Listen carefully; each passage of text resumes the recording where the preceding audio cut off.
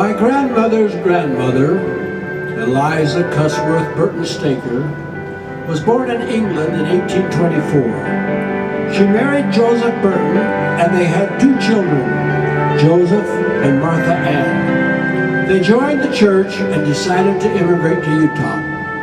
Joseph took an extra work to earn their way. He carried goods from the depot to the stores. An extra large load broke a blood vessel and he died. His dying request was that Eliza would gather with the saints and do their work in the temple, raise the children among the Latter-day Saints in Zion. She promised him she would.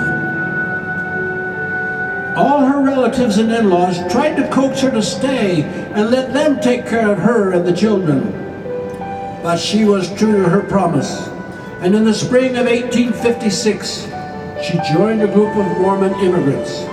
In Iowa, they discovered that the last wagon train had left, and they had to wait for handcarts to be made. They didn't understand the dangers of leaving so late in the season, and they wanted to stay together for the trip. On July 30th, 1856, they left Iowa City with the Martin Handcart Company. In November, they were trapped by a blizzard in Martin Cove, Wyoming.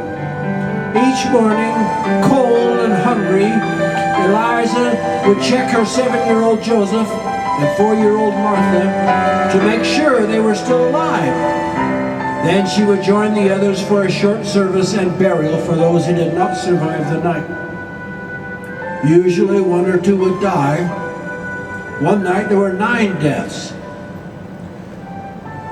Eliza's company had the highest death rate of any non-military expedition in American history. Each evening, they would gather around a tiny campfire made with a few buffalo chips and some sagebrush twigs. Usually they sang songs. Their favorite was Come, Come Ye Saints. Maybe one would start, mournfully singing the words about toil and sorrow. Another would join, and then another, until everyone was singing, as the tune of the song changed from lonely sorrow to group joy. And if, like my great-great-grandmother, you listen at the end, you might hear a choir of angels joining in.